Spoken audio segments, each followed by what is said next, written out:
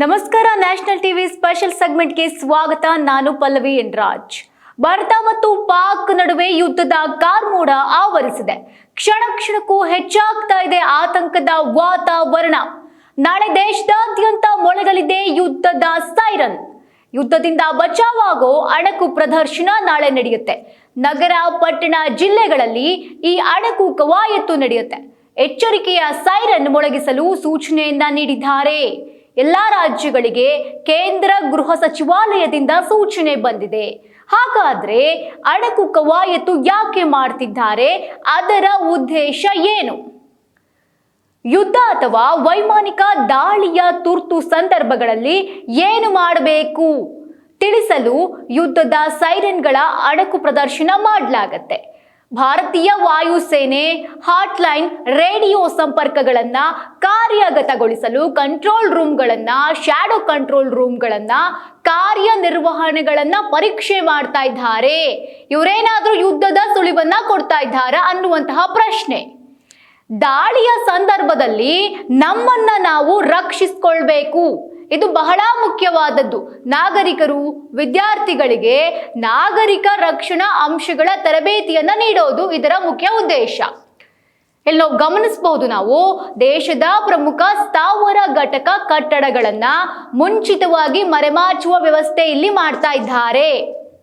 ಜನವಸತಿ ಪ್ರದೇಶಗಳಲ್ಲಿರುವ ಮನೆ ಆಗಿರಬಹುದು, ರಸ್ತೆ ಆಗಿರಬಹುದು, ವಿದ್ಯುತ್ ದೀಪ ಆಗಿರಬಹುದು, ತುರ್ತು ಬಂದನ್ನ ಮಾಡಿಸೋದು.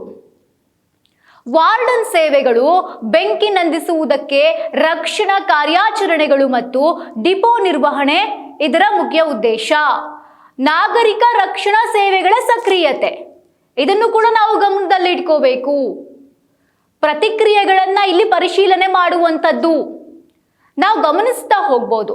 1971ರ ನಂತರದಲ್ಲಿ ಇದೇ ಮೊದಲ ಬಾರಿಗೆ ನಮ್ಮ ದೇಶದಲ್ಲಿ, ಭಾರತದಲ್ಲಿ ಮಾರ್ಕ್ ಡ್ರಿಲ್ ಮಾಡ್ತಾ ಇರುವಂಥದ್ದು. 1971ರಲ್ಲಿ ಇದೇ ಪಾಕ್ ವಿರುದ್ಧ ಯುದ್ಧದ ವೇಳೆಯಲ್ಲಿ ನಡೆದಿತ್ತು ಈ ಒಂದು ಡ್ರಿಲ್. ಕಾರ್ಗಿಲ್ ಯುದ್ಧದ ಸಮಯದಲ್ಲೂ ಕೂಡ ಮಾರ್ಕ್ ಡ್ರಿಲ್ ಅನ್ನ ಮಾಡಿರಲಿಲ್ಲ. 54 ವರ್ಷಗಳ ನಂತರದಲ್ಲಿ ಈ ಮಾರ್ಕ್ ಡ್ರಿಲ್ಗೆ ಸೂಚನೆಯನ್ನ ಕೊಡಲಾಗಿದೆ. ಹಾಗಾದ್ರೆ ಯುದ್ಧ ಖಚಿತವಾ ಅನ್ನುವಂತಹ ಪ್ರಶ್ನೆ ನಾಗರಿಕರಲ್ಲಿ ಮೂಡ್ತಾ ಇದೆ. ಭಾರತ ಮತ್ತು ಪಾಕಿಸ್ತಾನದ ನಡುವೆ ಯುದ್ಧದ ಛಾಯೆ ಜೋರಾಗ್ತಾ ಇದೆ ದಿನ ದಿನಕ್ಕೂ. ಪಹಲ್ಗಾಮ್ ಅಟ್ಯಾಕ್ ಆಗಿ ನಾವು ನೋಡ್ತಾ ಇರಬಹುದು, 2ರಿಂದ 3 ವಾರ ಆಗ್ತಾ ಇದೆ. ಭಾರತ ಯಾವುದೇ ನಿರ್ಧಾರವನ್ನ ಕೈಗೊಳ್ತಾ ಇಲ್ಲ. ಭಾರತೀಯರಿಗೆ ಮೆಸೇಜ್ ಅನ್ನ ಕೊಡ್ತಾ ಇದ್ದಾರೆ ಡೇ ಬೈ ಡೇ. ಮೊನ್ನೆ ಪಂಜಾಬ್ ಗಡಿಯಲ್ಲಿ ಸೇನೆ ಮಾಕ್ ಡ್ರಿಲ್ ಮಾಡಿದೆ. ದೇಶದಾದ್ಯಂತ ಮಾಕ್ ಡ್ರಿಲ್ ಮಾಡಲು ಸರ್ಕಾರ ಆಜ್ಞೆಯನ್ನ ಹೊರಡಿಸಿದೆ. ಜಿಲ್ಲೆಗಳಿಂದ ಹಳ್ಳಿಯವರೆಗೂ ಕೂಡ ಈ ಕವಾಯತ್ತು ನಡೆಯಲು ಸೂಚನೆಯನ್ನ ನೀಡಿದ್ದಾರೆ. ನಾಗರಿಕರನ್ನ ಹೇಗೆ ರಕ್ಷಣೆ ಮಾಡ್ಕೋಬೇಕು ಅವರು ಯುದ್ಧದ ಸಂದರ್ಭದಲ್ಲಿ, ಇನ್ ಕೇಸ್ ಏನಾದ್ರೂ ದಾಳಿ ಆಯ್ತು ಆ ಸಂದರ್ಭದಲ್ಲಿ ನಾಗರಿಕರು ಹೇಗೆ ತಮ್ಮನ್ನ ತಾವು ರಕ್ಷಣೆಯನ್ನ ಮಾಡ್ಕೊಳ್ಬೇಕು ಅದನ್ನ ತಿಳಿಸ್ತಾರೆ ನಾಳೆ.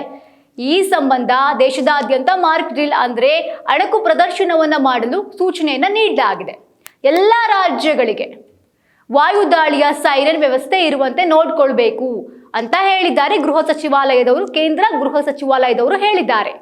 ದೇಶದ 244 ವರ್ಗೀಕೃತ ಜಿಲ್ಲೆಗಳಿಂದ ಗ್ರಾಮ ಮಟ್ಟದವರೆಗೂ ಮಾರ್ಕ್ ಡ್ರಿಲ್ ಆಯೋಜಿಸಲು ಕೇಂದ್ರ ಆಜ್ಞೆಯನ್ನು ಹೊರಡಿಸಿದೆ.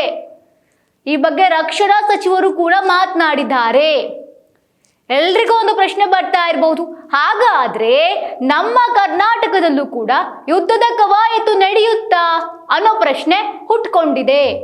ಸದ್ಯಕ್ಕಿರುವಂತಹ ಮಾಹಿತಿಯ ಪ್ರಕಾರ ಜಮ್ಮು ಕಾಶ್ಮೀರ, ಪಂಜಾಬ್, ಹರಿಯಾಣ ಸೇರಿ ಪಾಕಿಸ್ತಾನದ ಜೊತೆಗೆ ಯಾವೆಲ್ಲ ರಾಜ್ಯಗಳು ತಮ್ಮ ಗಡಿಯನ್ನ ಹಂಚಿಕೊಂಡಿದೆಯಲ್ಲ ಆ ರಾಜ್ಯಗಳ ಜಿಲ್ಲೆಗಳಲ್ಲಿ ಮಾರ್ಕ್ ಡ್ರಿಲ್ ನಡೆಯಲಿವೆ.